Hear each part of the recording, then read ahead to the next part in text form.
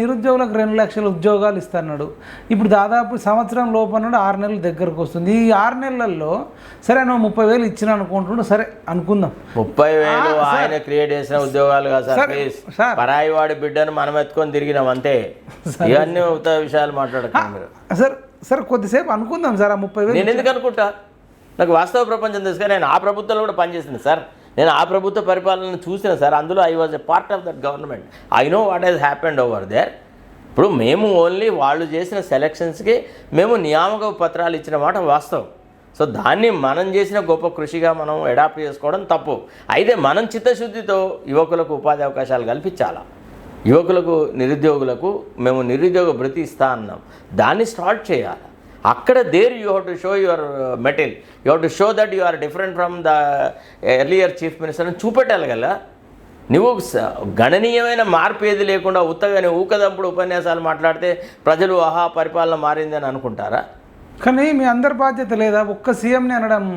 అరే మళ్ళీ అదేమంటారు, ఇప్పుడు ఈ ప్రభుత్వాన్ని ఏలుతుంది సీఎంఏ సార్. మంచికి చెడ్డకు అన్నిటికీ వారే బాధ్యులు. ఆయన నేతృత్వంలోనే ఈనాడు పరిపాలన జరుగుతుంది. అంటే ఒక సీఎంఏ కాదు సార్, మరి ఇంకెవరున్నారు? క్యాబినెట్ మొత్తం వస్తారు. అవును, క్యాబినెట్ లో వాళ్ళు చెప్తారు సార్. ఎమ్మెల్యేలు వస్తారు. ఏ ఒక్కరిని కూడా సార్ మీకు ఒక విషయం చెప్పాను, ఆఫీసర్లు కూడా సార్. ముఖ్యమంత్రియే పూర్తిగా బాధ్యత వహించాలి, మంచికైనా చెడ్డకైనా. అంతేగాని ఆయన బాధ్యతను విస్మరించిపోవడానికి వీలు లేదు. ఆ విషయము పార్టీ పరంగా కానీ లేకపోతే సోషల్ మీడియాలో కానీ మేము చెప్పడం మినహా మాకు ఇంకో గతి లేదు. మేము పోయి ముఖ్యమంత్రిని కలవలేం కదా, కలిసే అవకాశాలు లేదు. సచివాలయం దూరం ఉందా? ఎవరికైనా చాలా పొరపాటు పడతారు. ఎవరు కలుసుడు ఉండదు. ఇక్కడ అయిపోయింది. ఆ రోజులు పైన ముఖ్యమంత్రిని కలుసుడు, ముఖ్యమంత్రి దగ్గర పోయి మాట్లాడు అంతా డాక్టర్ రాజశేఖర రెడ్డితోనే ఖతం సార్. ఈ రాష్ట్రంలో ఒక ముఖ్యమంత్రిని కలిసి తమ సమస్యలను, తమ బాధను, తమ ఆవేదనను చెప్పుకునే పెద్దన్న లాంటి ముఖ్యమంత్రి డాక్టర్ రాజశేఖర రెడ్డి గారితోనే అంతర్ధానమైన. ఈరోజు నిన్న నందమూరి బాలకృష్ణన్ కూడా కలిసిండు సీఎం. కలుస్తాడు సార్, సినిమా యాక్టర్లను కలవడానికి. నందమూరి బాలకృష్ణన్ కలిసిండు. మరి మీరు వాళ్ళంతా ఒకటే, they are all birds of same feather. వాళ్ళంతా తెలుగుదేశం వాళ్ళు. ఎందుకలా? తెలుగుదేశం వాళ్ళకి రాయల్ వెల్కమ్ ఉంటుంది, దాంట్లో డౌట్. మరి మీరు కొన్ని లక్షల రూపాయలు ఖర్చు పెట్టుకొని కేసీఆర్ గవర్నమెంట్ మీద ఒంటి కాలు మీద లేచారు. మీకెందుకు టైం ఇవ్వడు? మీరెందుకు? సార్ నేను టైం అడగలేదు, నాకు అడగాలన్న ఉద్దేశం లేదు, నాకు ఆయనను కలవాల్సిన ఆలోచన లేదు, నాకు అవసరం లేదు. ప్రాబ్లం సాల్వ్ కావాలంటే లేదు సార్. నీకు విషయంలో ఒక్కసారి కలిసినప్పుడే ఆయన బాడీ లాంగ్వేజ్, ఆయన అప్రోచ్ నాకు గ్రహించిన అతి జుగుప్సాకరంగా ఉంటుంది సార్. నువ్వు ఎందుకు వచ్చినావురా, నీవేంద్రా నాకు చెప్పేది అంటే, నువ్వు చెప్పకుండా మాకేం తెలియదా? పెద్ద నువ్వేందో బా అంటే ప్రభుత్వాన్ని వెళ్తున్న మాకు తెలియని విషయాలు కూడా నువ్వు చెప్పేంత మొనగాడివా అన్నట్టే ఉంటుంది సార్. ఎంత సార్ 5-6 మినిట్స్ మాట్లాడితే ఎక్కువ. అసలు జియోఎంఎస్ నెంబర్ 46 వాళ్ళ కోసం ఆయన దగ్గర పోయినా, లేకపోతే నాకేం అవసరం ఉంది, ముఖ్యమంత్రికి వెళ్ళాలన్న కోరిక నాకేముంది? నాకేం లేదు. మీరేమని పిలిచారు? నేనేమన్నా ముఖ్యమంత్రి గారు అన్నాను, ఇంకేమంటాను? నేను గౌరవ మర్యాదల్లో ఎప్పుడు తక్కువ చేశారు. ఇప్పుడు ఎవరు అవునన్నా కాదన్నా నాకు ఎంత బాధ ఉన్నా, ఇప్పుడు ఆ యువకుల జీవితాలు నాశనం అవుతున్నాయి, గ్రామీణ ప్రాంతాల్లో ఉన్న యువకులకి అన్యాయం జరుగుతుందని చెప్పినాను. ఫస్ట్ టైం కలిసినప్పుడు అంటే నా చైర్లో కూర్చున్నాడా? లేదు నిలబడి. అబ్బా గంత మర్యాదలు ఉండవు. లేదు అంతే లేదు. ఎవడైనా క్యాబిన్లో ఉన్నాడా, బయట ఉన్నాడా? బయట అందరినీ కలిసినట్టే మన కలిసినాడు అంతే. నేను ఒక గడ్డి పొరకను సార్. స్పెషల్ ఇట్లా పిలుచుకున్నది అమ్మాయ అట్లా. మనకి ఏం బ్యాక్గ్రౌండ్ ఉందని నన్ను అట్లా కలుస్తాడు. నాకు ఎందుకంత ప్రాధాన్యత ఇస్తారు? చుట్టుపక్కల ఎవరెవరు ఉన్నప్పుడు మా ఎమ్మెల్యే గారు ఉండేది, ఇంకా మిగతా శేషాద్రి అని ముఖ్యమంత్రి. మీ ఎమ్మెల్యే గారు అంటే మీరు కన్వర్సేషన్ చేస్తున్నప్పుడు పక్కకు ఉన్నాడు, కొంచెం నా పక్కకే ఉన్నాడు, దాదాపుగా పక్కకే ఉన్నాడు. మా ఎమ్మెల్యే కూడా నిర్గాంత పోయి చూసినాడు నన్ను. నేను అంత స్పష్టంగా టకటక ఆ విషయం అంతా ఎక్స్ప్లెయిన్ చేస్తుంటే, ఆ తర్వాత అంటే వాళ్ళు ఏమి ఎక్స్పెక్ట్ చేసినారంటే చాలా ఇక మీరు ఇంద్రుడు చంద్రుడు అని ముందు ఒక 5-6 నిమిషాలు స్తోత్రం చేసి ఆ తర్వాత సమస్యలు చెప్పే పద్ధతి ఉందట అక్కడ. నాకు తెలియదు ఆ విషయం. నేనేదో డైరెక్ట్గా ఇష్యూ మాట్లాడినాను తప్ప, నేను ముందు మీ వల్లనే రాష్ట్రంలో పరిపాలన వచ్చేసింది, మీ వల్లనే కాంగ్రెస్ ప్రభుత్వం ఏర్పడ్డది, మీరు లేకుంటే అసలు సూర్యోదయమే కాదు అని నేను అనలేదు. నాకు తెలియదు ఆ విషయం, నాకు అంత లౌక్యం తెలియదు. నేనేదో పోయి ఎపిసోడ్ లెక్క జియోఎంఎస్ నెంబర్ 46 వల్ల గ్రామీణ ప్రాంతాల వాళ్ళకి అన్యాయం జరుగుతుంది సార్, మీరు కూడా గ్రామీణ ప్రాంతాల నుంచి వచ్చిన వాళ్ళు చూడండి ఒకసారి, ఎక్కువ మార్కులు వచ్చిన వాళ్ళకి ఉద్యోగం ఇవ్వకుండా తక్కువ మార్కులు వచ్చిన వాళ్ళకి ఇస్తే ఎట్లా, ఇందులో నష్టపోయే వాళ్ళందరూ బీసీ ఎస్సీ ఎస్టీలు, ఇట్లాంటి మాటలు మాట్లాడుతుంటే అవి ఆయనకి రుచించలేదు. అంటే కొత్త ఏవగింపుగా. మిమ్మల్ని ఏం పిలిచింది సార్ అన్నాడా? నన్ను ఏది అనలేదు. ఆయన సార్ అనలేదు ఏమలేదు, అన్న అన్నాడు ఒకసారి. ఒక్కసారి నేను అనుకుంటా అన్న నేను అన్నీ చూస్తాను అన్నాడు లాస్ట్కు. అది కూడా అంతకంటే ఎక్కువ నేను మొదటి చెప్పేంతసేపు విన్నాడు. విన్నప్పుడు కూడా అతనికి అంత ఆసక్తి కనపడలేదు. అంటే ఇన్ సెన్స్ ఇదంతా నాకు తెలుసులేవా, ఏదో వచ్చినావు ఎమ్మెల్యే పక్కకు వేరే వాళ్ళు పిలిస్తే పలకడం అట్లాంటిది ఉండదు కదా. మాట్లాడుతున్నంత సేపు మీరిద్దరు కదా ఇన్వాల్వ్ అయ్యారు. సరిగా అది మీరు అనుభవిస్తే కానీ మీకు ఆ విషయం తెలియదు సార్. ఇదేం గమ్మతుంది. మీరు ముఖ్యమంత్రి దగ్గరికి వెళ్ళి కలిసి ఆయనతోని ఏదైనా ఒక విషయం చర్చించడానికని వెళ్తే అప్పుడు మీకు విషయం అర్థం. బాడీ లాంగ్వేజ్ చూస్తేనా ఏదైనా దాన్ని ఒక it's an experience in itself. See I tell you honestly, I have had the privilege of meeting the prime minister of this country, president of this country. విన్నరా, నేను ఎంతోమంది కేంద్ర మంత్రులతో ఇంటర్వ్యూలు చేసిన, ఎంతోమందితో నాకు ఎగ్జాక్ట్లీ వ్యక్తిగతమైన సంబంధాలు ఉండే, నన్ను పేరు పెట్టి పిలిచేటువంటిది ఉండే. అట్లాంటి నేను ఒక ముఖ్యమంత్రి దగ్గరికి వెళ్ళినప్పుడు ఆయన మనల్ని ఇంత నిరాదరణ చేస్తాడు, ఆయన మనం పట్టించుకోడు, మనం చెప్పే విషయం మీద ఆసక్తి చూపెట్టడని తెలుసుకున్న తర్వాత మళ్ళీ బుద్ధి లేకుండా ఇంకా ఆయన దగ్గర అపాయింట్మెంట్ తీసుకొని ఆయన పోయి కలవమంటారా? మీరు ఏం మాట్లాడుతున్నారు అసలు? అంటే ఆత్మాభిమానం వాళ్ళు ఒక్క సొత్తేనా, మనకు లేదా? అవసరం లేదు. వాత్సల్యం, ప్రేమ ఎందుకు వాత్సల్యం ఉంటుంది సార్? ఆయనకు లేదా? ఎందుకు వాత్సల్యం ఉంటుంది? నాకేం తెలుగుదేశం బ్యాక్గ్రౌండ్ ఉందా? ఇంకో విషయం చెప్పాలి మీకు. ఫస్ట్ ఆఫ్ ఆల్, ఎవడెవడైతే చంద్రబాబు నాయుడుని ఏదో ఒక దశలో విమర్శిస్తే వాడికి రేవంత్ రెడ్డి ఆస్థానంలో రవ్వంత కూడా గౌరవం ఉండదు. నేను చంద్రబాబు నాయుడిని ఇష్టపడలేదు. ఎందుకంటే నా దృష్టిలో ఎన్టీ రామారావుకు వెన్నుపోటు పొడిచినాడు చంద్రబాబు నాయుడు అనే విషయాన్ని నేను ఎన్నడూ జీర్ణించుకోలేకపోయినా. నా దృష్టిలో ఎన్టీఆర్ ఒక అమోఘమైనటువంటి వ్యక్తి. ఒక రకంగా చెప్పాలంటే అంత గొప్ప టవరింగ్ పర్సనాలిటీ యొక్క పరిపాలనని అర్ధాంతరంగా ముగించినారు. అసలు ఆయన ప్రధానమంత్రి అయ్యే స్థాయి ఉండే ఎన్టీ రామారావు గారికి. మాకు ఎంతో వాత్సల్యంగా మాట్లాడేది. మేము పొరపాట్లు మాట్లాడినా కానీ ఎన్టీ రామారావు గారు ఎంత గొప్పగా వ్యక్తులను రిసీవ్ చేసుకునేవాళ్ళు తెలుసా. ఆయన దగ్గరికి పోతే ఎంత ఆప్యాయత ఉండేది. నేను స్వర్గీయ రాజశేఖర రెడ్డి గారిని కూడా కలిసిన, ఏమయ్యా బాగున్నావా అని ఇట్లా మీద చేయేస్తే దేహం పులకరించిపోయేది సార్. మేము రిపోర్టర్లుగా ఉండగా ఇట్లా పోతే కలిస్తేనే అందరికంటే చిన్నగా ఉండేవాడిని. అంటే by my size, by my age I was the youngest person. ఇట్లా పోగానా ఏమయ్యా బాగున్నావా అని ఇట్లా మీద చేయేస్తే నీకు ఒక పెద్దన్న, ఒక పెద్దనాన్న, ఒక మామ, ఒక బావ ఇట్లా మీద చేసి నువ్వు బాగున్నావా అని అడిగితే ఎంత పులకరించిపోతామో అట్లాంటి భావన కలిగేది. ఎన్టీఆర్ మీద చేస్తే సార్ నా బాడీ ఇట్లా వంగిపోయేది సార్. ఒకసారి ఒక ఫ్లడ్ ఎఫెక్టెడ్ ఏరియాస్ వాళ్ళ టూర్కి మన రాష్ట్రంలో కూడా ఉప్పెనలు వచ్చినాయి. నెల్లూరు ఆ ప్రాంతాల్లో కూడా వరదలు వచ్చేసేసి అక్కడ ప్రజానీకం చాలా కష్టాలకు లోనైనారు. అప్పుడు ఏమైందంటే కేంద్రం నుంచి హెచ్కేఎల్ భగత్ నేతృత్వంలో ఒక సెంట్రల్ టీం వచ్చింది. వీళ్ళంతా కలిసిపోయి అక్కడ ఫ్లడ్ హిట్ ఏరియాస్ని అందరినీ దర్శించి వచ్చినారు. వచ్చిన తర్వాత ఎన్టీ రామారావు ఇంట్లో ప్రెస్ కాన్ఫరెన్స్ అయితే మేము అక్కడ అందరం ఉన్నాం. ఉంటే ఏమైందంటే కొంతమంది ఎట్లుంటుందంటే రిపోర్టర్లు కూడా ఈ పార్టీల వారీగా, ప్రభుత్వాల వారీగా ఐడియాలజికల్గా ఉంటారు. ఎన్టీఆర్ పట్ల కొంత ఏదో రకమైనటువంటి భావన ఉన్న ఒక రిపోర్టరు కావాలని ఎన్టీఆర్కు పుల్లబెట్టే ఉద్దేశంతోనే హెచ్కేఎల్ భగత్ని అడిగినారు, sir are you satisfied with the relief and rehabilitation operations taken up by this state government అని అడిగినాడు. ఇంకా అవకాశాన్ని వాడుకొని we could only see a sheet of water over there. People were literally crying for relief and rehabilitation. The government has done nothing under the Gadgil formula. First the state has to spend the money and later they should collect money from the center, but we could not see any operations over there అన్నాడు. మాకు అప్పటికే information ఉంది కదా అంటే HKL Bhagat తన binoculars guest హౌస్లోనే మర్చిపోయినాడు. వాడు ఒంటి కన్నోడు, వాడికి ఏం కనబడదు. వాడు ఆవరో ఫ్లైట్లో పోయినారు. అంత హై ఆల్టిట్యూడ్ నుంచి వాడికి ఏం కనబడ్డది? ఆ ఫ్లైట్ ఎక్కడ దిగింది లేదు, ఎఫెక్టెడ్ పార్టీ ఫార్మర్స్తో మాట్లాడింది లేదు. వీడు కేవలం ఈ అవకాశాన్ని వాడుకొని రామారావు గారిని అవమానపరుస్తున్నాడు అనే విషయం గ్రహించిన నేను ఇమ్మీడియట్గా అడిగినాను, ఏమని, sir we have had floods and drought in our state quite a number of times, and we have also had the visits of the central teams quite often, but so far at no occasion you have rendered any meaningful assistance to our statement. Is it to be a similar kind of a visit by your central team? Is it going to be a ritual or will you give any succor to our needed people? అడిగా. వానికి ఎంత కోపం వచ్చంటే, నువ్వు just ఏదో అట్లా మాట వరుసకు వచ్చి వెళ్ళిపోతున్నావా? నిజంగా ఇక్కడ ఆర్తులకు, ఇక్కడ ఈ ఫ్లడ్ ఎఫెక్టెడ్ ప్రాంతాల ప్రజలకి మీరు ఏదైనా నిజమైన సహాయం చేస్తారా అని నేను అడిగితే వాడికి ఎంత కోపం వచ్చిందంటే ఇంక అసలు బగ్గున లేచినాడు నా మీద. లేచేసేసి ఓ అట్లా ఇట్లా అది ఇది నువ్వు నా అట్లా అదే రోజు బాగారెడ్డి గారి బర్త్డే ఉండింది. అయితే అక్కడ బాగారెడ్డి బర్త్డేకి వీళ్ళందరూ పోతుండ్రి. నేను ఈ వార్త అంతా కవర్ చేసిన తర్వాత ఆఫీస్కి వెళ్ళేసేసి రిపోర్ట్ రాసిన. నా కోసమని నన్ను బాగారెడ్డి ఇంటికి రప్పించడానికి హెచ్కేఎల్ భగత్ చేయని ప్రయత్నం లేదు. నేను పోనని సపరేట్ కోరుకున్నా.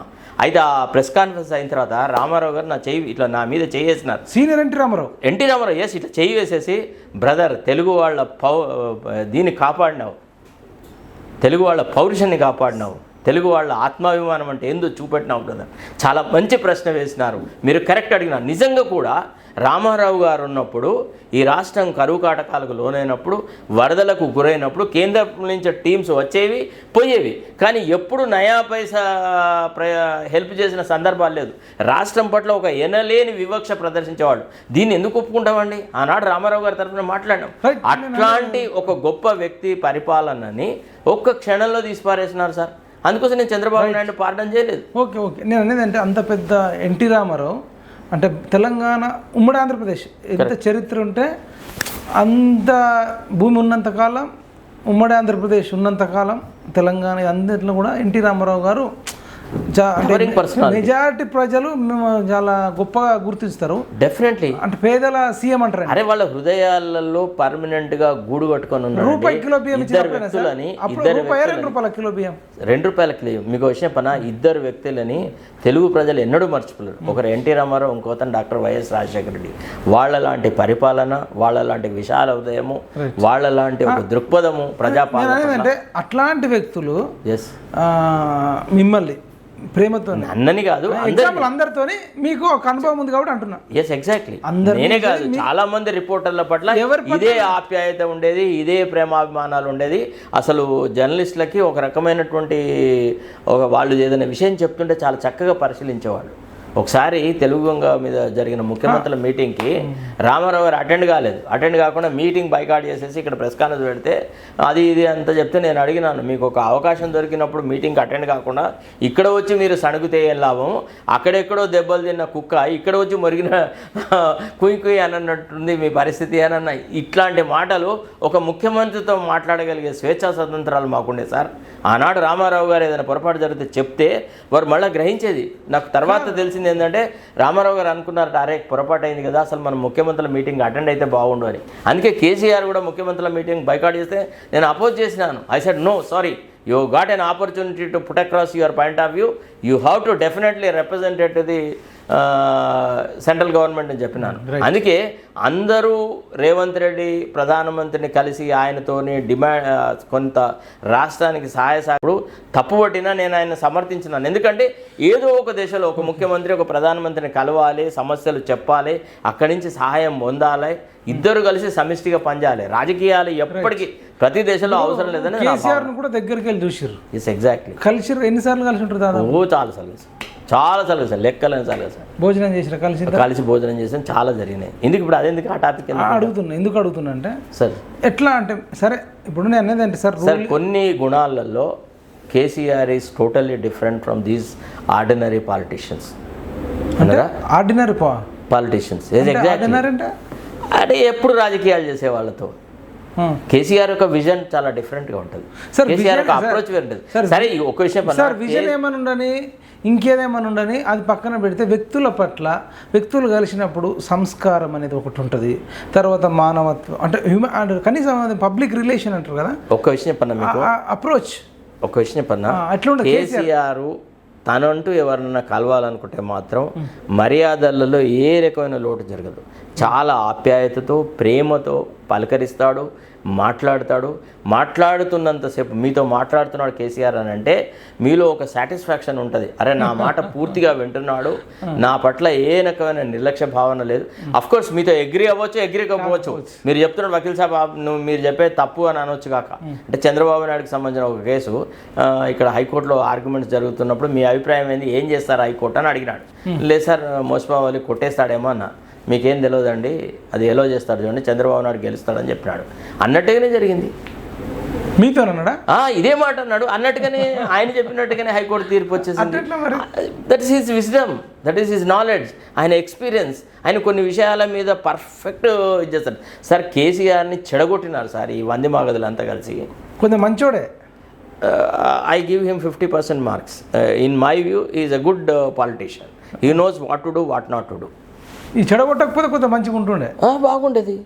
మొట్టమొదటిసారి కేసీఆర్ పరిపాలనలో ఏం జరిగింది? 4-5 years మొట్టమొదటి ఫస్ట్ టర్మ్ ఆఫ్ ది గవర్నమెంట్లో ఎనలేని కార్యక్రమాలు జరిగినాయి. ఇవాళ రైతు బంధు అనేటువంటి ఒక ప్రోగ్రామ్ని కేసీఆర్ యొక్క మానస పుత్రికనేనా? రైతులకు ఇన్పుట్ సబ్సిడీ ఇవ్వాలన్నది. ఓకే సార్, అవన్నీ మాట్లాడు. ఇప్పుడు సీఎం అంటే మాజీ సీఎం కేసీఆర్ 50% మార్క్స్ ఇచ్చారు అవుట్ ఆఫ్ 100. కరెక్ట్. ఇప్పుడున్న సీఎం రేవంత్ రెడ్డికి ఎన్ని మార్క్స్? ఇప్పుడు 6 నెలలు అయింది, 4 రోజులు అయినా ఉన్నంతలో చెప్పండి సార్. ఇప్పుడు నేనేం చెప్పాను, ఎందుకంటే నిన్నటి నుంచి కొద్దిగా పరిపాలనలో మార్పులు తీసుకొస్తున్నట్టుగా కొన్ని మాటలు మాట్లాడాను. నేను అనేది ఏంటంటే రూలింగ్ విషయం పక్కన పెట్టండి సార్. రూలింగ్ డిసిషన్స్ అవన్నీ పక్కన, అప్రోచ్ ఆఫ్ అంటే ఎవరన్నా వెళ్తే వాళ్ళ పట్ల వే ఆఫ్ రిసీవింగ్ అంటారు కదా, there is no comparison between KCR and Revanth Reddy. ఆ విషయంలో మాత్రం కేసీఆర్ లాంటి ఆ వినమ్రత కానీ, ఆ రిసెప్షన్ కానీ, ఆ ప్రేమ కానీ, ఆ ఆప్యాయత కానీ ఉండదు. ఇక్కడ కేవలం పొడి పొడి మాటలే ఉంటాయి. ఇక్కడ ఎవ్వడు కూడా, నాకు తెలిసి ఈవెన్ మంత్రులకు కూడా మమ్మల్ని ప్రేమాభిమానాలతో ముఖ్యమంత్రి మాట్లాడతాడనే భావన మంత్రులకు ఉందని నేనైతే అనుకోను. మంత్రులకు కూడా నాతో చాలా మంది, నేను ఒకసారి ఇదే విషయంలో ఆయన ఏవగింపుగా ఇట్లా చేసినాడని నేను ఒక ఇంటర్వ్యూలో చెప్పినాను శివారెడ్డితోని.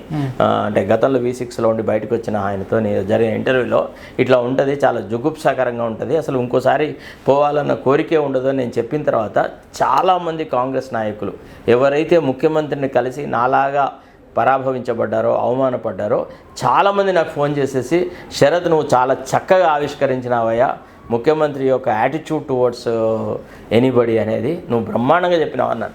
నన్ను చాలామంది ఫోన్ చేసి మరీ చెప్పినారు. మీ ఒక్కరికి జరిగింది కాదు ఇది, ఎవరికైనా అంతే జరుగుతుంది. ఏం జరుగుతుంది? ఇప్పుడు మోత్కుపల్లి నరసింహులు అంత సీనియర్ లీడర్ కదా, he has been a minister for such a long time. ఆయన కూడా మాట్లాడినాడు, ఆయనకు కూడా ఇట్లానే అవమానం చేద్దాం. ఇప్పటికి 5-6 సార్లు మాట్లాడినాడు మోత్కుపల్లి నరసింహులు. ఆయన కూడా చెప్పినాడు, అవును శరత్ నువ్వు చెప్పింది correct, Motkupalli Narasimhulu was my senior in the college, మా లా కాలేజీ, మా ఉస్మానియా యూనివర్సిటీలో. ఆయన చాలా సారీ సార్ మన యూనివర్సిటీ సార్, ఒక యూనివర్సిటీ అనేది ఒక ఫ్యామిలీ సార్. ఉస్మానియా యూనివర్సిటీలో చదువుకుంటే ఒక ఫ్యామిలీ టైప్ ఆఫ్ అట్మాస్ఫియర్ ఉంటుంది, ఒక బ్రాడ్ మైండెడ్నెస్ ఉంటుంది, ఒక కల్చర్ డెవలప్ అవుతుంది. సో ఆయన కూడా తన ఆవేదన నాతో పంచుకున్నాడు. అవును శరత్ నువ్వు చెప్పింది 100% కరెక్ట్ అన్నాడు. సరే, మీరు ఇద్దరంటే ఓపెన్గా చెప్తున్నారు, ముందు నుంచి కూడా ప్రశ్నిస్తున్నారు ప్రభుత్వం చేసే తప్పుల లోటు పట్లను, దాని పట్ల ఏమన్నా ఉన్నాడేమో. మరి వేరే వాళ్ళకి ఎవరికో జరిగిందంటారు కదా, ఎవరికి జరుగుతుంది? వేరే వాళ్ళకు కూడా ఇట్లా మంత్రులు, ఎమ్మెల్యేలు, ఈ కార్యకర్తలు ఎవరో అనుకుందాం, మీకు చెప్పారంటారు. ఒక ఎగ్జాంపుల్ చెప్పగలుగుతారా? ఒక పత్రిక ఎడిటరు వినవా, తర్వాత ఒక మాజీ ఎంపీ, వాళ్ళ పేర్లు చెప్పడం బాగుండదు, ఎందుకంటే వాళ్ళ మీద ప్రెషర్ పెట్టి మళ్ళీ శరత్ కుమార్ చెప్పింది తప్పు అని వాళ్ళతో ప్రకటనలు చేయించే అంత గొప్ప సాహసం కూడా చేస్తారు, అంత గొప్ప తెలివి కూడా వాళ్ళకు ఉంటుంది. మీలాగా బయటకు వచ్చి చెప్తలేరేమో, చెప్పరు, చెప్పలేరు, వాళ్ళకి వాళ్ళ ఓన్ అవసరాలు ఉంటాయి. వాళ్ళిద్దరు కలిసిపోయి ముఖ్యమంత్రి కలవాలని ట్రై చేస్తే పొద్దు నుంచి సాయంత్రం వరకు కూర్చుంటే వాళ్ళని కలిసి పోయేటప్పుడు హాయ్ అని కూడా చెప్పకుండా వెళ్ళిపోయినట్ట. మాజీ ఎంపీ, ఒక మాజీ ఎంపీ, ఒక పత్రిక ఎడిటర్. పత్రిక పెద్ద పేపర్ అయినా చిన్న, అది ఏదో గోదావరి పేపర్. ఇక ఇప్పుడు నేను I don't want to identify. MP అంటే ఏ జిల్లా నుంచి మాజీ ఎంపీ? ఎక్కడి నుంచో సార్ ఒక మాజీ ఎంపీ, అతను ఒక దళిత నాయకుడు. విన్నారా? మీకు క్వశ్చన్ సార్, ఇంతమంది 80 లక్షల మంది ఉన్న మాదిగలు మాకు ఒక ప్రాతినిధ్యం కల్పించండి, మాకు ఒక సీట్ ఇప్పించండి అని అడిగినప్పుడు ప్రాధేయపడుతూ ముఖ్యమంత్రి చుట్టూ తిరగడానికన్నా ప్రయత్నం చేస్తే ఒక్కనాడు ఆ విషయంలో ముఖ్యమంత్రి నోరు విప్పలేదు కదా. మాదిగలకు ఎందుకు సీట్ ఇవ్వలేకపోయినాము, ఎందుకు ఇవ్వలేము, ఎందుకు సాధ్యం కాదు అనే మాట ఒక్కసారి ముఖ్యమంత్రి నోటి నుంచి విన్నారా? అంటే అయ్యా ఈ కారణాల వల్ల, ఈ రాజకీయ కారణాలున్నాయి, ఈ సమీకరణలు ఉన్నాయి, ఈ దృష్ట్యా నేను ఇవ్వలేకపోతున్నాను, ఒక్క మాట చెప్పొచ్చు కదా సార్. కొన్ని ఇంటర్వ్యూలో చెప్పిండు సార్. ఏం చెప్పిండు? నేను చెప్తాను. ఏం చెప్పిండు? అదే చెప్తా. ఏం చెప్పిండు? అయ్యో నేను అన్ని చూస్తున్నా. ఏం చెప్పిండు? ఇప్పుడు మాలలు అంటే మాలలు మాదిగల కోసం టాపిక్ తీసుకొచ్చింది సార్. అది మరి రాధాకృష్ణతోనా వెంకటకృష్ణతోనా, మేబీ రాధాకృష్ణతో అనుకుంటున్నా. మాలలు కొంత అడ్వాన్స్ ఉంటారు, బ్రాహ్మిన్స్ లాగా, బ్రాహ్మిన్స్ ఓసీ అన్నాడు. అట్లా లాగా ఉంటారు వాళ్ళు, కొంత లీడర్షిప్ కానీ అది కానీ ఇది కానీ దూసుకుపోతారు. మాదిగలు మా రెడ్లలాగా ఏమన్నాడు చెప్తే ఆయన ఉన్న దగ్గరనే పని చేసుకొని ఉంటారు, కొంత లీడర్షిప్ డెవలప్ కావాలి అంటే ఇప్పుడు ఏడ్చేపు ఇప్పుడు ఒక తల్లికి 3 పిల్లలు అనుకో, అందరికంటే చిన్నోడికి ముందు అన్నం పెడుతుందా, లేకపోతే అవ్వను అయ్యను కొట్టి అన్నం గుంజుకున్నోడికి ముందు పెడతారా? ఆయన చెప్పింది చెప్తున్నాను ఒక మాట, ఏంటిది నీ కన్సర్న్ ఎట్లుంటది? లాలో ఒక కాన్సెప్ట్ ఉంటుంది, that is called loco parenting concept అంటారు. అందులో ఏంటిదంటే తండ్రి లాంటి పాత్ర పోషించేటువంటి విభాగాలు కొన్ని ఉంటాయి. ఒక ప్రిన్సిపాలు, ఒక హాస్టల్ వార్డెను, ఒక రాష్ట్ర ముఖ్యమంత్రి, వీళ్ళు తండ్రి లాంటి పాత్ర పోషించి ఎవరైతే అడగలేరు, ఎవరైతే దీనులు ఉన్నారో, ఎవరైతే తమ సమస్యలను చెప్పుకోలేని దుస్థితిలో ఉన్నారో వాళ్ళ పట్ల ఎక్కువ ప్రేమాభిమానాలు. ఒకటి ఏం చెప్పిండంటే, అక్కడ మల్లు రవి ఉన్నాడు నాగర్ కర్నూల్లో, చాలా ఏళ్ళ నుంచి పార్టీకి సర్వీస్ చేసిండు. అయితే ఏందట, ఎన్నిసార్లు ఆయనకు టికెట్లు ఇస్తారు? సరే ఆయన చెప్పింది ఎన్నిసార్లు ఇస్తారు ఆయనకి? అంటే ఇక కొత్త తరం రాదా? 70-80 ఏళ్ళ వాళ్ళు అట్టనే కూరుకొని పోయారా? వీళ్ళే మర్రి చెట్ల రావి చెట్ల? రైట్ అదిగా సార్, ఈ పార్టీకి కొత్తదని నడుస్తుంది. ఇప్పుడు సంపత్కి ఇస్తే నష్టం ఏం జరుగుతుండే? ఇంకా ఆయన సార్ ఆయననే కాదు సార్, ఇప్పుడు మీ ఏంది సార్ మీరు మరి ఒక ఆయన ఒకే కుటుంబాల నుంచి ఇద్దరికి ముగ్గురికి ఇచ్చే సాంప్రదాయం. ఆల్రెడీ ఎమ్మెల్యే టికెట్ ఇచ్చారు కదా, ఎక్కడ ఇచ్చిన అట్లా ఎమ్మెల్యే టికెట్ ఇచ్చి ఓడిపోయిన వాళ్ళకి లేదా? గెలిచిన ఎమ్మెల్యేకు సికింద్రాబాద్ టికెట్ ఇస్తే తప్పులేదు కానీ ఓడిపోయిన ఆయనకి ఇస్తే కానీ. మరి ఇప్పుడు ఎమ్మెల్యేగా ఓడిపోయిన రేవంత్ రెడ్డి గారు మల్కాజిగిరి నుంచి కంటెస్ట్ చేసి గెలవలేదా? అంటే తలో సూత్రం ఉంటుందా? అంటే దళితులకు ఒక రకమైన న్యాయము, రెడ్లకు ఒక రకమైన న్యాయము, లేదా వెలుమలకు ఒక. రేవంత్ రెడ్డికి ఉన్న చరిష్మా సంపత్ కుమార్ కుందా? అరే ఆయన దళితుడు సార్, కష్టపడ్డాడు సార్. అసలు కేసీఆర్ తోని పూర్తిగా ఆయన సభ్యత్వం కూడా రద్దు చేసినాడు తెలుసా? ఆ కేసు నేనే ఆర్గ్యూ చేసిన గవర్నమెంట్ తరఫున. ఎగ్జాక్ట్లీ కోమటిరెడ్డి వెంకటరెడ్డి అండ్ సంపత్ కుమార్ వీళ్ళ కేసులో నేనే అపేర్ అయినా. అప్పుడు కోమటిరెడ్డి వెంకటరెడ్డి మైక్ ఇసిరేసినా ఏవో కారణాలు ఉన్నాయి. వాళ్ళు ఇప్పుడు నాకు సపోర్ట్ చేసినందుకు వీళ్ళిద్దరిని కలిసి తీసి పారేసిండు వాళ్ళ ఇద్దరు సభ్యత. సరే ఒక్క విషయం చెప్పనా, ఈ చేతికున్న అన్ని వేళ్ళు సమంగా లేవు సార్. కాంగ్రెస్ పార్టీ యొక్క చరిత్ర ఏంటంటే దళితులు, బీసీలు, మైనారిటీల పట్ల ఒక అవ్యాజ్యమైన ప్రేమ ఉంటుంది. అందరినీ కలుపుకొని పోయేటువంటి నాయకత్వం కాంగ్రెస్ లో ఉంటుంది. అంతేగాని నువ్వు అడగలేదు కాబట్టి నేను నీకు పెట్టలేదు అనేటువంటి ధోరణి ఉండదు. వద్దాం సార్, అంటే ఏమనుకోద్దు, ఇదే ప్రశ్న బాగా అడుగుతున్నానే. చాలా మందికి తెలుసుకోవాలని ఉంటుంది, చాలా మంది కలవాలనుకునే వాళ్ళు కూడా ఉంటారు. కాబట్టి ఇంకా మీరు మా చాలా మందితో కలిసి మాట్లాడుంటారు, సీఎంను కలిసిన వాళ్ళు చాలా మంది. అంటే మీరు చాలా మంది నాకు చెప్పారు అంటారు, ఏం చెప్పి ఉంటారు సార్? అది అంటే ఏం చెప్పినా అక్కడికి ఓడి వేస్ట్ అంటారు. అక్కడ ఒక రకమైన వాతావరణం ఉంటుంది. ఆడికి పోయి ఏదో పెద్ద రిప్రజెంట్ చేసేసి నువ్వేదో ప్రజల తరఫున మాట్లాడుతున్నావు అనేటువంటి ఆలోచన ఏముండదు. ఫస్ట్ ఆఫ్ ఆల్ నువ్వు ముందు ఈ చిన్న చిల్లర దేవుళ్ళని ప్రార్థనలు చేసుకుంటే పోవాలా.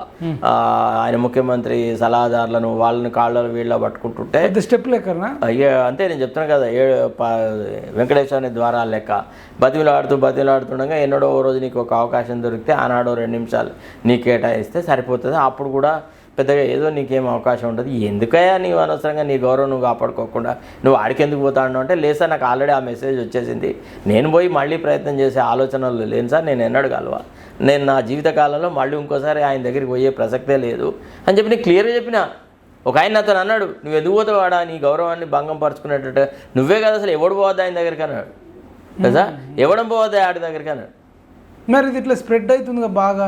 కానీ ఏం చేస్తారు, నాకు చాలా మంది చెప్పిర్రు, అంటే వాళ్ళు బంజారా బిడ్డలు, ఉస్మాన్ యూనివర్సిటీకి సంబంధించిన వాళ్ళు, వాళ్ళ ఊరు సైడే అన్న మేము పోయినాము, వాళ్ళకి బంజారా వాళ్ళు అంటే పెద్దగా నాకు ఇష్టం ఉండదేమో, అసలు చాలా దారుణంగా చూస్తాడు, అసలు మళ్ళీ ఒకసారి పోవద్దు అనిపిస్తుంది అని నాకు చెప్పారు. వాళ్ళు చెప్పింది సరే, ఎవడైనా అదే అభిప్రాయం ఉంటాడు సార్. ఇప్పుడు ఒక విషయం చెప్పన్నా, ఇప్పుడు ఇది బాటిల్ సార్, దీన్ని ఎవడు ముట్టుకున్నా బాటిల్ అని అంటారా, దీన్ని కూజా లేకపోతే కుండ అంటారా? ఎవరికైనా అదే అభిప్రాయం ఉంటుంది. ఆయన ఏవగింపు, ఆయన పద్ధతి, ఆయన ఆలోచన సరళి, ఆయన వ్యక్తులను చూసే విధానంగానే ఆడికి వెంటనే గుండె జల్లుమని అరే అటు సైడ్ పోవద్దు అని చెప్తున్నారు ఒక 2-3 సార్. టు పుట్ ఇట్, అంటే నేను నా యూనివర్సిటీ డేస్కి కనుక పోతే ఈ రకమైన అప్రోచ్ని మేము ఏమందామంటే, మా కమ్యూనిస్టు సోదరులు, మా కమ్యూనిస్టు భావజాలం గల వాళ్ళు మేము ఏమనుకుందాం అంటే, అంత ఫ్యూడల్ ఆర్డర్ పోయా అనుకుందాం. అప్రోచ్ అనిపించింది. మీరు ఒక 5-6 సీఎంలను చూసింటారు ఇప్పటికి? చాలా మంది చూసిన. అంటే నేను రైట్ ఫ్రమ్ డాక్టర్ చెన్నారెడ్డి నుంచి చెన్నారెడ్డి గారిని చూసినాను, జనార్దన్ రెడ్డి గారిని చూసినాను, తర్వాత ఎన్టీ రామారావుని చూసినాను, వైఎస్ రాజశేఖర రెడ్డిని చూసినాను, కిరణ్ కుమార్ రెడ్డి రోషయ్య కిరణ్ కుమార్ రెడ్డి రోషయ్యలో నేను చాలా చిన్న స్టేజ్లో వచ్చిన. రోషయ్య గారిని మంత్రిగా నాకు తెలుసు, వారు ట్రాన్స్పోర్ట్ మినిస్టర్గా ఉండగా చెన్నారెడ్డి దగ్గర అట్లా నాకు చాలా ఆప్యాయత ఉండే. ఒకసారి రోషయ్య గారికి సంబంధించిన ఒక ఇన్సిడెంట్ను నేను కరెక్ట్గా రిపోర్ట్ చేస్తే రోషయ్య గారు నా మీద కోపానికి కూడా వచ్చినాడు. ఏమైందంటే మైక్ మీద చెయ్యి పెట్టేసేసి అప్పటి నాయకుడు అశోక్ గజపతి రాజును ఒక బూత్ మొదం అన్నాడు. నేను అనలేదని చెప్పేసి బుకాయించినాడు.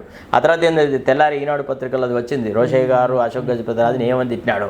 అది లేదు అని చెప్పి రికార్డులు పరిశీలించాను, రికార్డులో కనబడలేదు. కనబడకుంటే అప్పటి విద్యాధర్ రావు తర్వాత రఘుమార్ రెడ్డి అని నల్గొండ లీడర్ ఉండి నన్ను అడిగినారు, ఏమయ్యా ఆ రికార్డులు పరిశీలిస్తే అందులో ఏం లేదంటే, రికార్డు కాదయా మీరు పోయి రికార్డు వినండి, ఆయన దాని మీద చెయ్యి పెట్టి చెప్పినాడు అని అంటే మళ్ళీ పోయి విన్నారు. వింటే ఆయన తిట్టు వినొచ్చింది. సభలో వచ్చి క్షమాపణ చెప్పినాడు రోషయ్య గారు. రైట్. నేను ఏమంటున్నాను సార్, ఇప్పుడు ఫైనల్గా ఇక మీరు ఊరు కూడా వెళ్ళేది ఉంది. ఫైనల్గా ఏమంటున్నా అంటే, ఇప్పుడు ఇట్లా ఉంటే సీఎం లెవెల్లో ఉన్న వ్యక్తి ఇప్పుడు మీరు చెప్పిన మార్పు రావాలని కోరుకుంటాం సార్. ప్రజల మీద ప్రేమానురాగం అనేది సార్, కొన్ని పనులు అవుతాయి కొన్ని కావు. కాకపోని నేను అదే చెప్తున్నా మొత్తం చెప్పని అంటే మనం అన్ని విత్తనాలు మొలకెత్తున్నాయి, కొన్ని పనులు అయితే కావు, కొన్నిటికి డిఫరెంట్ సొల్యూషన్స్ ఉంటాయి. కానీ అంటే వేవ్ రిసీవింగ్ అనేది అంత దారుణంగా ఉంటే ఇది నెగిటివ్ స్ప్రెడ్ అయిపోయి రేపు భవిష్యత్తులో ఇది మళ్ళీ ప్రాంతీయ పార్టీ కాదు, రేపు ఇదే స్ప్రెడ్ అయ్యి మళ్ళీ హైకమాండ్కి పోయి కార్యకర్తలలో కానీ ఇంకా సరే మీకు క్వశ్చన్స్ అట్లాంటి ఏముండదు. వాళ్ళ అది పుర్రతో కొట్టిన బుద్ధి అది పుడకలతోగానే పోతుంది. ఏనవా ఆయన అప్రోచ్ అది, ఆయన వే ఆఫ్ బిహేవియర్ అది, ఆయన స్టైల్ ఆఫ్ ఫంక్షనింగ్ అది, దాన్ని అంటే అర్థం చేసుకోవాలి అంతే. మరి బిఫోర్ సీఎం కూడా కలిసిరు కదా, ఎవరిని? ఈ రేవంత్ రెడ్డిని. నేను కలవలేదు. నేను ఆయన సీఎం కాకముందు ఒకసారి ఢిల్లీ లోపల ఎప్పుడైతే నేను కాంగ్రెస్ పార్టీలో చేరినానో ఆనాడు కూడా ఆ కండువా ఇస్తున్నప్పుడు వీడెందుకు వచ్చినాడు రా అన్నట్టుగానే మొక్కం చూసినాడు నన్ను.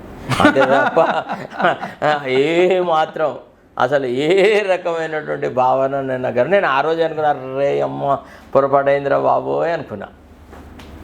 ఆయన కొంతమంది వ్యక్తుల పట్ల ఒక అభిప్రాయం ఏర్పరచుకో, వ్యక్తుల పట్లనా, జాతుల పట్లనా, పేదోళ్ళ పట్లనా, మధ్యతరగతుల పట్లనా? కాదు ఆయనకి కొంత అంటే ఫీడ్బ్యాక్ ఉంటుంది. అంటే ఫీడ్బ్యాక్ అంటే ఆయనకి ఇన్ఫర్మేషన్ ఉంటుంది రకరకాల.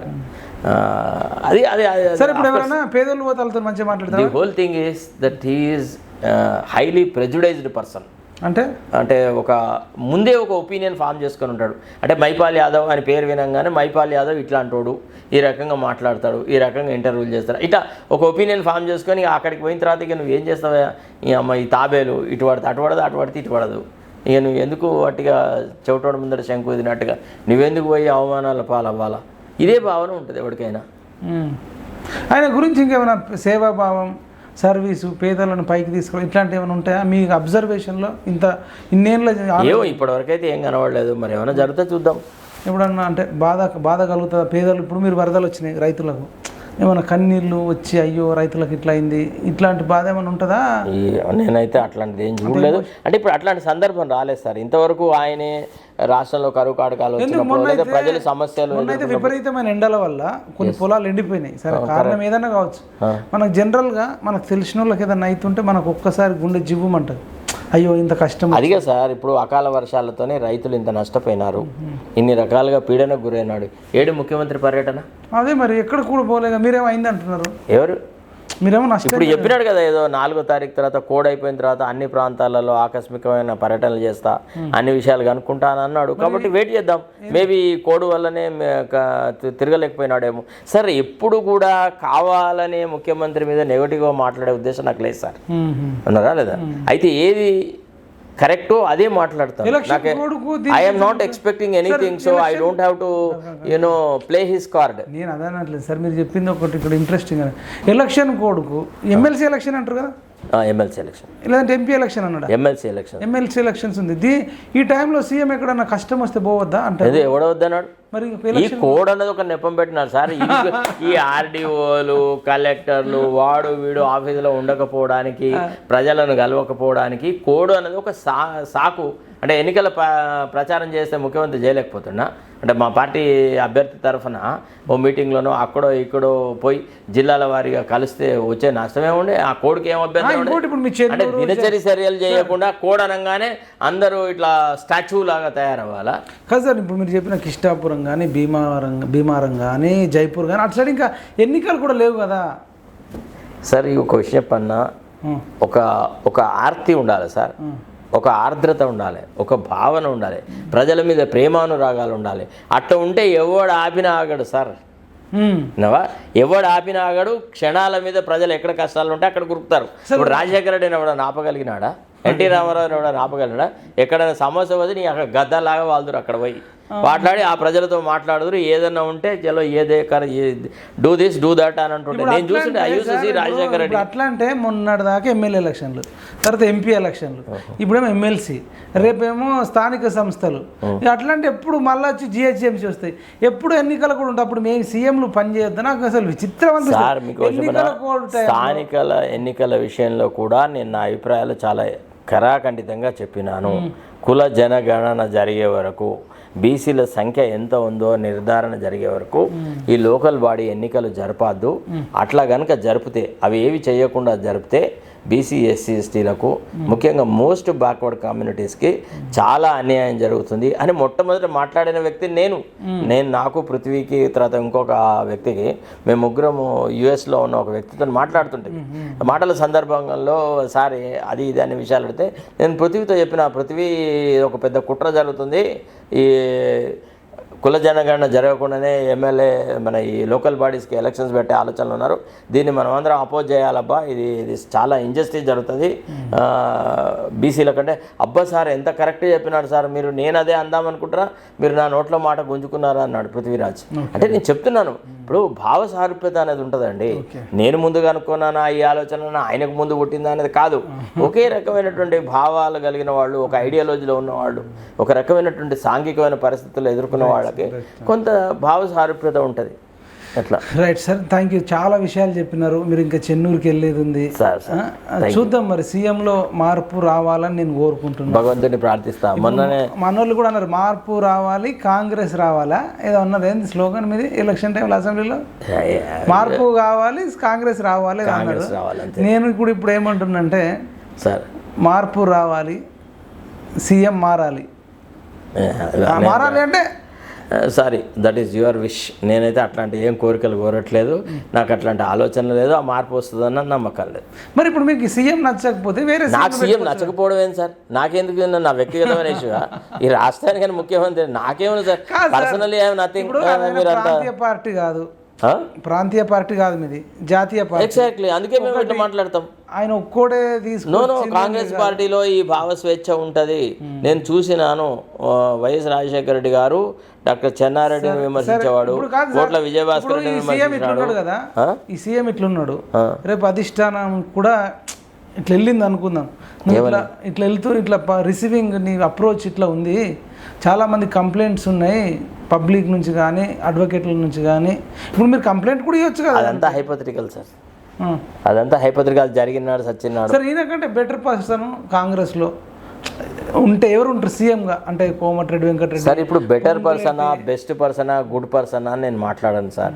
ఎవరికి ఆ బాధ్యతలు అప్పగిస్తే వాళ్ళు ఆ పదవికి హుందాతనంగా చక్కగా ఆ పదవిని బాధ్యత నిర్వర్తించే వాళ్ళు మా పార్టీలో చాలా మంది ఉన్నారు.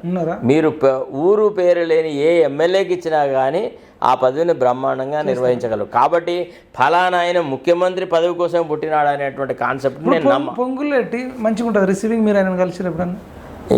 సార్ నేను I don't want to indulge in all that. ఎందుకంటే పొంగులేటి వేరు, ఆయనతో నాకున్న సాన్నిహిత్యం వేరు, ఆయన మాటల తరా వేరు, వాళ్ళ ఆలోచనలు బాగా మాట్లాడతాను. చాలా మంచి. ఎప్పుడు డిసప్పాయింట్ అయితే? ఎప్పుడు డిసప్పాయింట్ కాలేదు. ఇంకా అన్న అన్న అని చాలా ఆప్యాయంగా నోరు నిండా అన్న అంటాడు.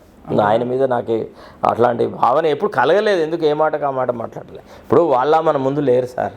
మన అంతరాత్మలో ఏ రకమైనటువంటి భావన ఉంది, మన పట్ల వాళ్ళు ఎంత ఆధారంగా ఉండరు అనేదాన్ని మనం చూస్తాం. Right, thank you sir, thank you so much. ఇదండి అడ్వకేట్ శరత్ కుమార్ సార్తో సంచలన ఇంటర్వ్యూ. అసలు మామూలుగా లేదు, బ్లాక్ బాస్టరే ఉంది.